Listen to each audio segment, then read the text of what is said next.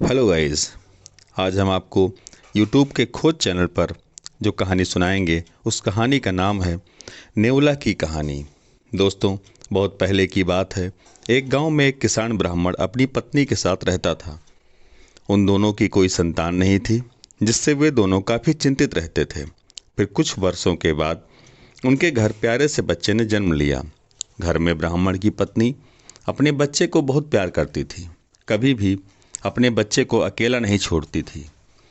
एक दिन की बात है, किसान ब्राह्मण की पत्नी को अपने घर के बाहर नेवले का छोटा सा बच्चा दिखाई दिया, जिसे देखकर उस ब्राह्मणी को उस नेवले के बच्चे पर दया आ गई और वो उसे घर के अंदर ले गई और उसे अपने बच्चे की तरह ही उस नेवले के बच्चे को भी पालने लगी। किसान की पत्नी बच्चे और नेवले दोनों को अक्सर पति के जाने के बाद घर में अकेला छोड़कर काम से चली जाती थी। नेवला इस दौरान बच्चे का पूरा ख्याल रखता था। दोनों के बीच का अपार स्नेह देखकर ब्राह्मण की पत्नी बहुत खुश थी,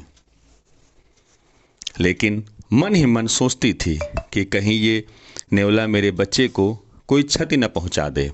आखिर वह नेवला भी तो जानवर ही तो है और जानवर की बुद्धि का कोई भरोसा नहीं कर सकता।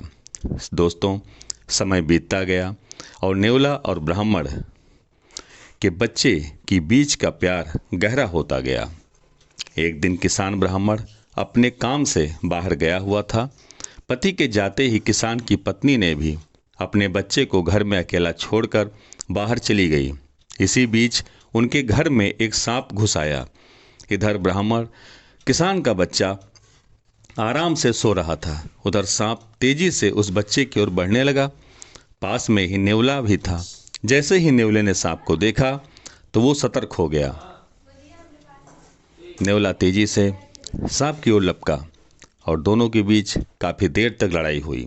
आखिर में नेवले ने सांप को मारकर बच्चे की जान बचा ली। सांप को मारने के बाद नेवला आराम से घर के आंगन में बैठ गया।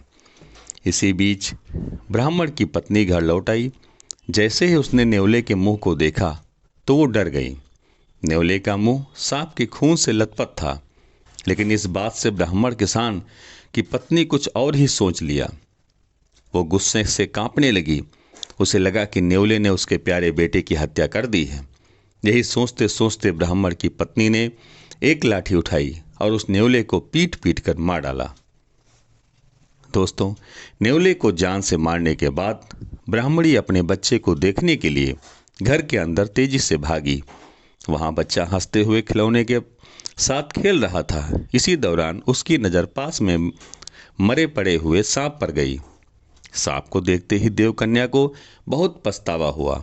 वो भी नेवले से बहुत प्यार करती थी, लेकिन गुस्से और अपने बच्चे के मोह में उसने बिना कुछ सोचे समझे नेवले को मार दिया था। अब ब्राह्मण की पत्नी जोर जोर से रोने लगी, लेकिन तब तक बहुत देर हो चुकी थी। उसी समय ब्राह्मण किसान भी घर लौट आया। वह पत्नी की रोने की आवाज़ सुनकर दौड़ता हुआ घर के अंदर गया। उसने पूछा, तुम क्यों रो रही हो?